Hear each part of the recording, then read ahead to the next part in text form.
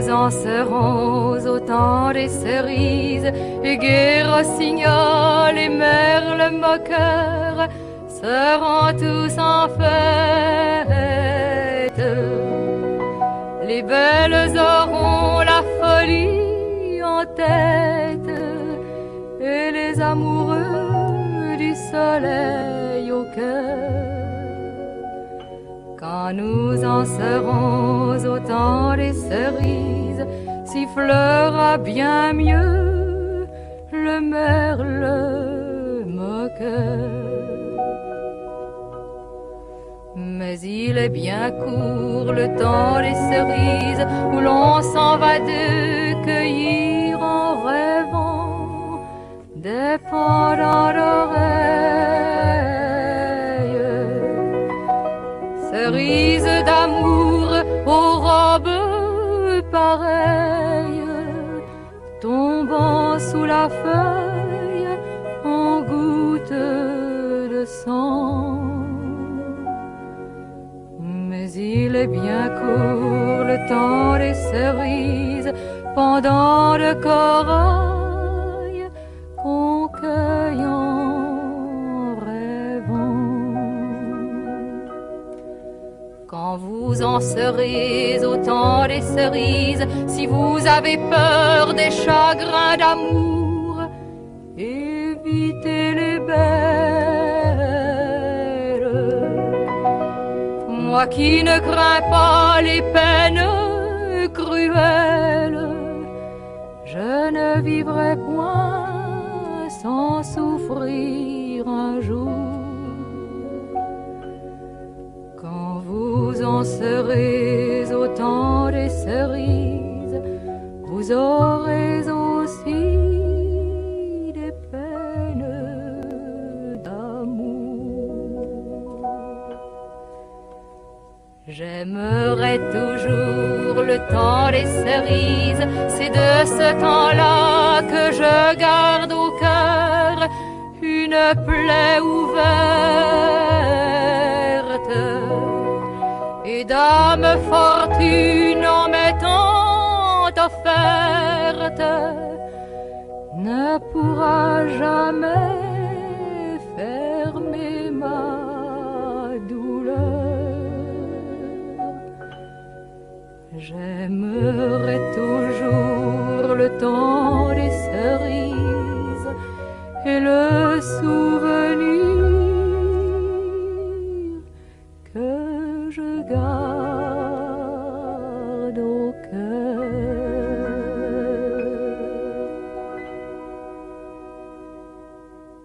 Radio Soupente, la station des Rapins, sans foi, sans loi et sans courbette, l'émission Arakaï du 6 janvier 2026. Bonne année, bonne santé, les copines et les copains. Bonjour à tous, une émission, une rediffusion pour ce début de rentrée 2026 consacrée à Marcel Gromer. Vous pouvez nous mettre un petit mot sur mon mail piquecou@free.fr ou directement via notre blog arakaï.fr.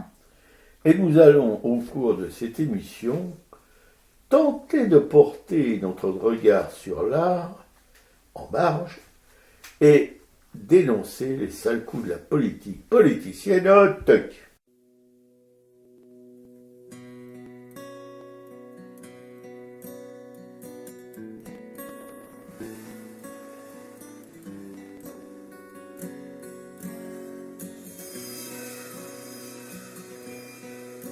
Je me suis levé un matin, sombre jour de l'existence. J'ai levé la voix et le poing, quand la règle était le silence. J'en ai vu monter dans des trains, partir dans un brouillard immense. Je ne pouvais être ni complice ni témoin, je suis entré en résistance. Une voie pavée d'espérance, peuplée de femmes et d'hommes debout.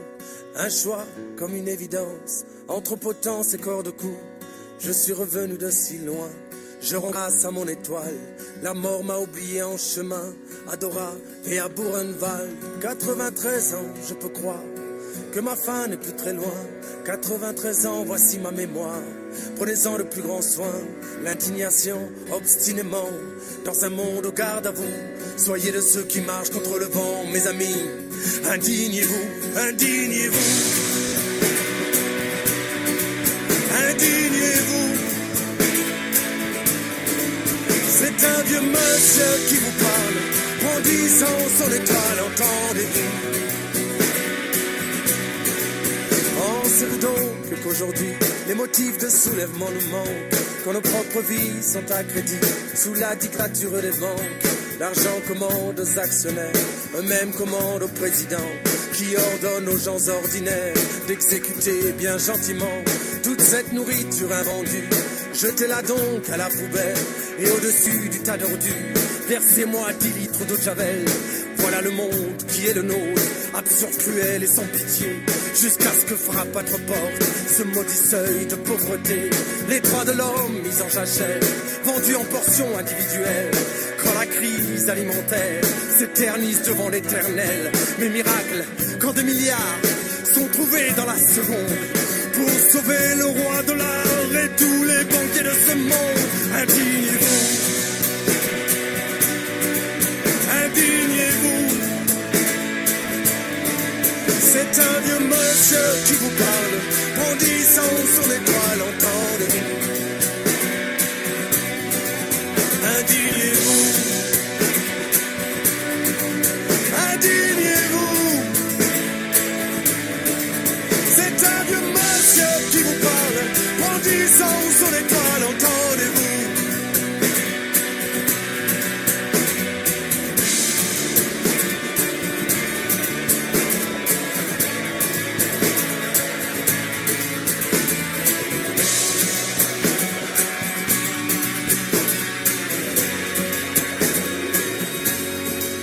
Nos chaînes sont certes moins visibles qu'au sombre temps de l'esclavage, mais nos esprits sont pris pour cible. Qu'ont-ils fait de notre héritage?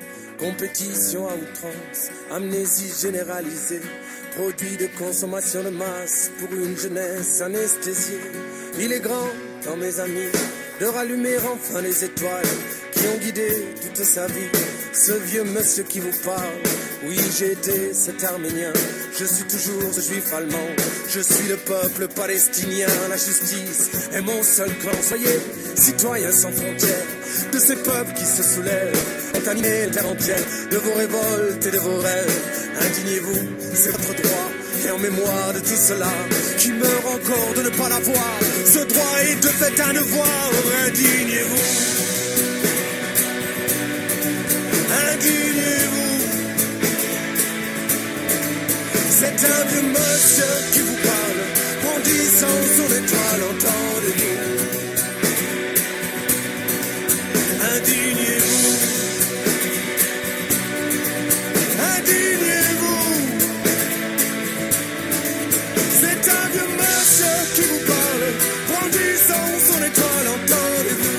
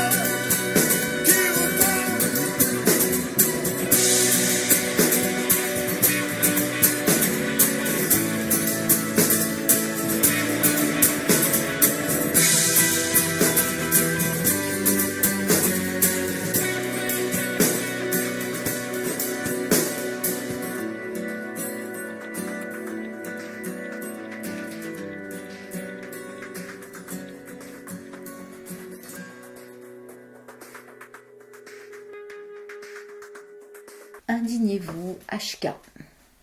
Papa Schulz, sans Babette, joue à la guerre. En faisant enlever le président du Venezuela, Nicolas Maduro, par ses tontons-macoutes, des forces spéciales, des robots tueurs entraînés pour ce genre de sport mortifère. Pas une première pour cet État brigand dirigé par un gonfle-bouffigue à la cervelle bouffée au taré, qui n'a pas Mais alors pas du tout le charisme de Francis Blanche, et non plus son humour qui a fait rire la France durant son temps, parmi nous, à la radio, la télé, le cinéma et le théâtre. Dans l'état du monde d'aujourd'hui, où les pays les plus puissants sont la propriété de gangsters de basse extraction, Papa Yaga Poutine, l'empereur Xi Jinping, Ubu Trump, que vaut le droit des peuples à disposer d'eux-mêmes? Surtout lorsque l'on roupille sur les plus grandes réserves de pétrole du monde. La principale raison du rapt du président vénézuélien. Et que l'Ubu Amerloc n'a pas manqué de revendiquer en affirmant que cette manne pétrolière est désormais un bien nord-américain que les compagnies pétrolières US vont désormais exclusivement exploiter. Silence dans les rangs, la messe est dite, et gaffe le Groenland, gaffe le Canada, gaffe l'Ukraine, gaffe l'Europe, gaffe, gaffe, gaffe. Non, je n'oublie pas la Palestine sous le joug de l'occupation coloniale sioniste et les projets de créer une Riviera gazaoui d'Ubu Trump et de Bibi Lacrampe, nazi à qui il manque un bout de zizi. Sa famille actuelle, ces milliers de morts, ces milliers de morts enfants, des milliers de ceux-ci amputés, orphelins, leur maman, leur papa et toute leur parentèle, sous les millions de tonnes de gravats des maisons qui les abritaient. À Maher-el-Ghel, Trump la mort, à part une entorse au poignet en putant sur le gazon de son golf, ne craint pas une bombe sur sa tronche de travers, pas plus que le tsar de toutes les Russies, ni le locataire à vie de la cité interdite. Des grandes gueules de grands froussards, qui roulent des mécaniques comme le costaud des films de Charlot, qui se fait rouler par l'agilité, l'intelligence, l'humour du petit bonhomme au chapeau melon et à la canne de jonc.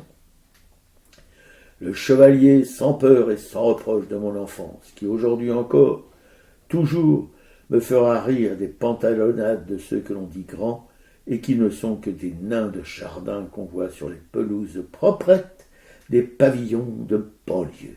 Et merci à l'école publique, laïque, gratuite et obligatoire, qui m'a permis, les après-midi des jeudis de mon enfance, de m'instruire politiquement grâce aux films dits comiques et des aventures de Charlot. Non, c'était le mercredi après-midi, je me mélange les crayons. C'est tellement loin, qui, avec le temps qui nous casse la gueule, me servent toujours d'exemple pour me faire une idée approximative du bien et du mal. Qu'avec le dictateur, son dernier long métrage, il m'a réarmé pour affronter ceux d'aujourd'hui qui œuvrent à la destruction du monde libre, si toutefois ce dernier a jamais existé. Pas fastoche, mais possible. Et encore et toujours, indignez-vous de ce grand résistant et pas de la dernière heure, Stéphane Hessel. Alors justement, pour revenir sur ce qui s'est passé au Venezuela, le Julian Assange avait porté plainte contre la Fondation Nobel lors de la remise du prix Nobel de la paix à Maria Corina Machado, justement, donc cette Vénézuélienne qui a été récompensée soi-disant pour la transition démocratique au Venezuela. Et le fondateur de Wikileaks estime, lui, que cette dotation d'un million d'euros qui est promise à la lauréate constitue un détournement de fonds qui trahit l'esprit du prix, alors que cette opposante vénézuélienne soutient les actions de Donald Trump en mer des Caraïbes. Et je trouve que cette plainte aujourd'hui prend tout son sens au vu des derniers événements, quoi. Donc pour lui, ce prix Nobel de la paix était devenu un instrument de guerre. Donc Julian Assange avait porté plainte le mercredi 17 décembre à Stockholm contre la Fondation Nobel après la décision de récompenser cette opposante vénézuélienne en raison de son soutien à Donald Trump. Le prix Nobel de la paix qui lui était attribué donc en faveur de cette transition démocratique et le président américain à qui la lauréate a dédié son prix. Donc on se souvient qu'il avait déjà déployé une imposante flottille en mer des Caraïbes à l'époque, officiellement pour lutter contre le narcotrafic qui avait causé déjà au moins 87 morts. Donc Julian Assange, ce lanceur d'alerte qui a été libéré en juin 2024, on se rappelle qu'il y a eu 14 ans de procédure judiciaire, il accuse 30 responsables liés à la Fondation Nobel d'avoir transformé un instrument de paix en un instrument de guerre, et il affirme que ce prix 2025 constitue un détournement de fonds et une facilitation de crimes de guerre au regard du droit suédois. Et il demande le gel du chèque de 11 millions de couronnes, c'est-à-dire 1 million d'euros qui est promise à la lauréate. Donc le fondateur de Wikileaks estime que le choix de Maria Corina Machado contrevient au testament d'Alfred Nobel de 1895, qui stipule que le prix doit être décerné à la personne qui aura fait le plus ou le meilleur travail en faveur de la fraternité entre les nations, de l'abolition ou de la réduction des armées permanentes et de la tenue de la promotion de congrès pour la paix. Et elle, effectivement, a un soutien ouvert à Donald Trump. Et son projet politique est très libéral. Cette femme proposait, par exemple, de privatiser PDVSA, qui est l'entreprise pétrolière publique. Et on sait que ça, c'est un véritable tabou dans la vie politique vénézuélienne.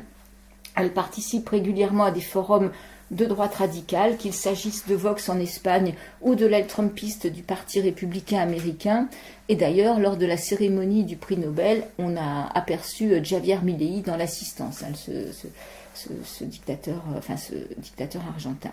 Donc elle s'inscrit dans une droite radicale, conservatrice, libérale économiquement, et donc plus favorable à une intervention américaine, ce qui s'est passé là il y a 2 jours. Voilà. Comment t'as dit, peu favorable ? Favorable. Ah oui. Oui, complètement favorable là même.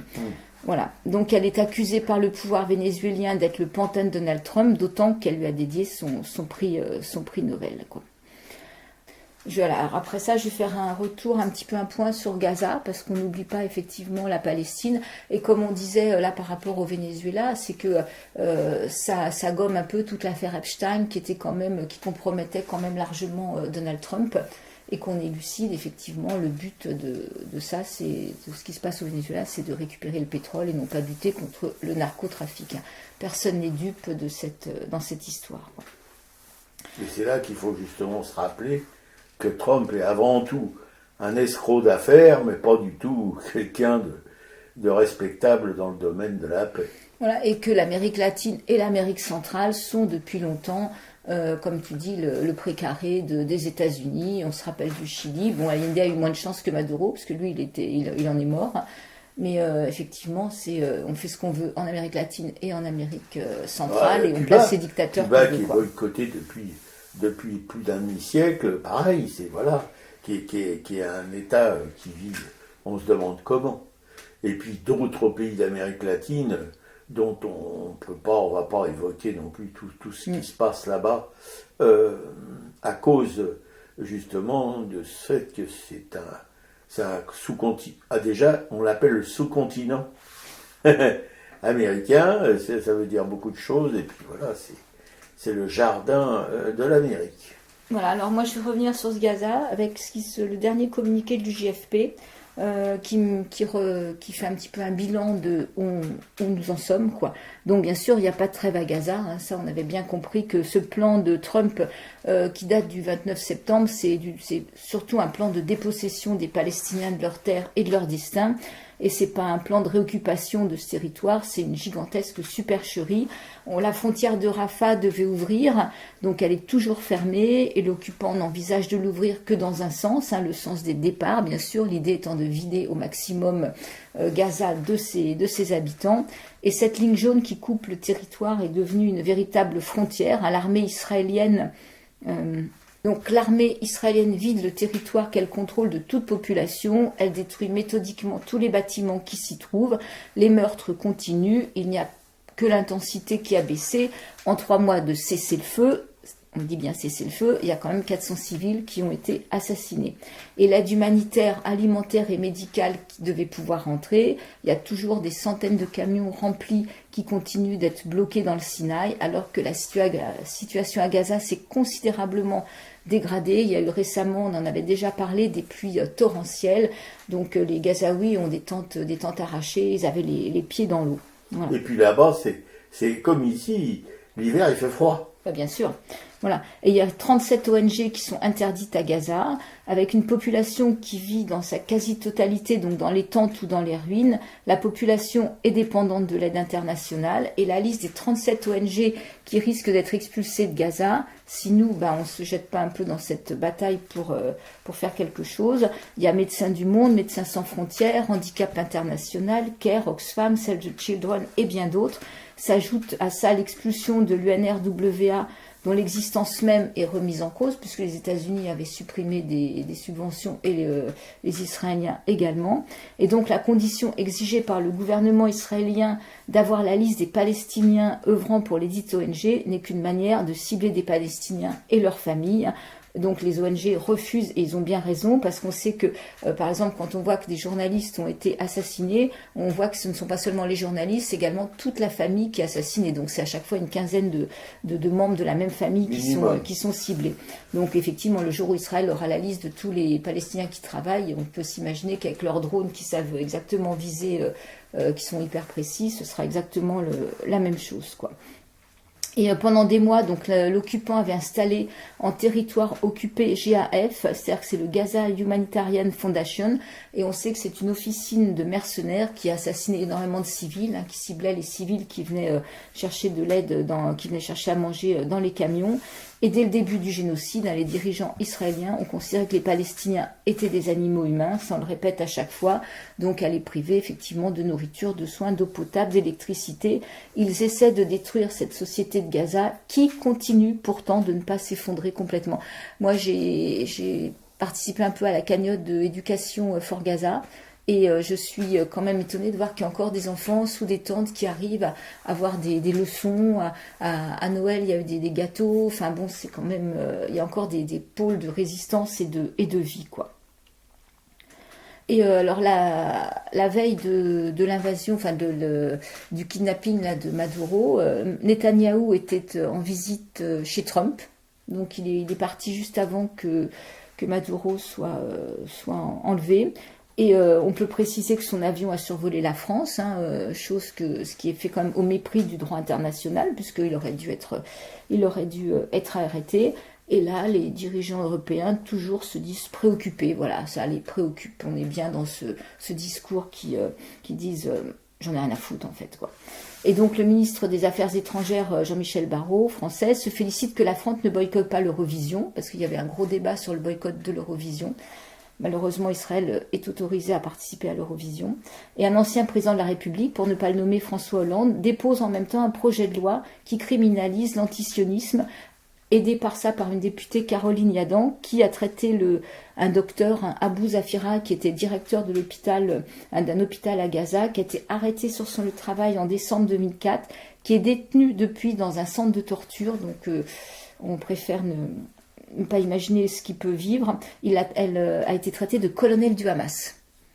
Donc, voilà, quoi colonel du Hamas. Qui? Ce fameux docteur qui travaillait, oui, qui a été arrêté. Il y a eu régulièrement des pétitions pour sa libération. Etc. Et on peut rappeler aussi ce qui se passe en Grande-Bretagne, tous ces militants qui se sont mis en grève de la faim, qui ont été criminalisés après une action où ils avaient attaqué Elbit, ils font partie de Palestine Action. Il y en a énormément qui sont en grève de la faim et qui continuent de mener cette grève, quoi.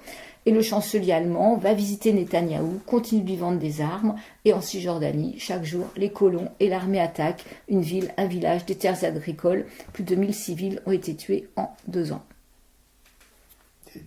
C'est vraiment la désespérance, c'est vraiment... La désespérance, en fait, c'est le livre qu'a écrit Francesca Albanese, quoi. Quand le monde dort, effectivement.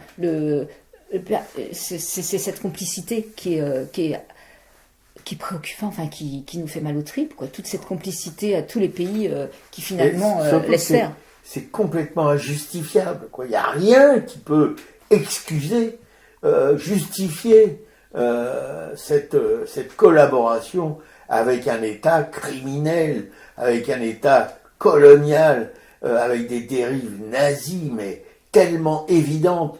Maintenant, on l'admet plus couramment, mais il y a quelques mois encore, de traiter ces gens-là de nazillons, c'était quelque chose c'était un crime contre l'humanité, quoi. Voilà, alors que ce sont eux les criminels. Justement, dans la nouvelle redéfinition du nouvel antisémitisme, on dit que il est question que si on compare Israël à des nazis, on risque justement d'être pénalisé. Voilà, ça risque d'être inclus dans ces nouvelles définitions, le fait de comparer à des nazis.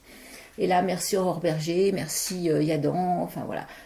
Merci Hollande. Merci Hollande. Ouais, enfin, Hollande, il n'a jamais brillé par son audace. Non, ça n'a jamais été un grand militant de la paix.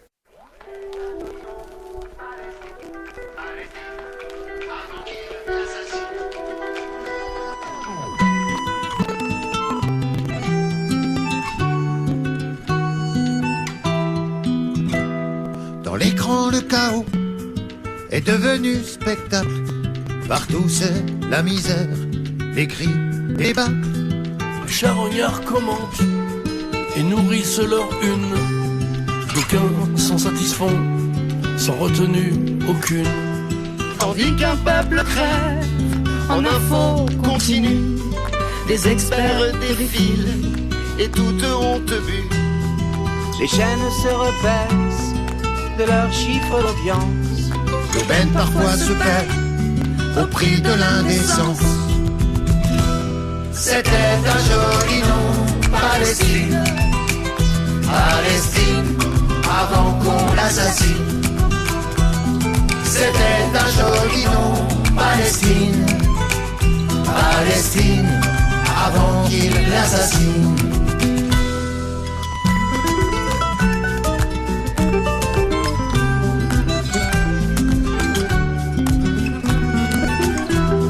Le commerce des armes, tranquillement va bon train. Le libre-échange marche comme jamais, tout va bien. Le cynisme et la guerre engrossent la finance. Et les fous au pouvoir exercent leur démence.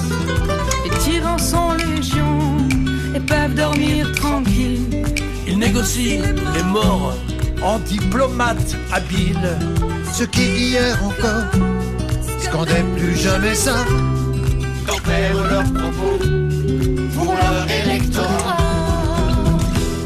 C'était un joli nom, Palestine. Palestine, avant qu'on l'assassine. C'était un joli nom, Palestine. Palestine, avant qu'il l'assassine.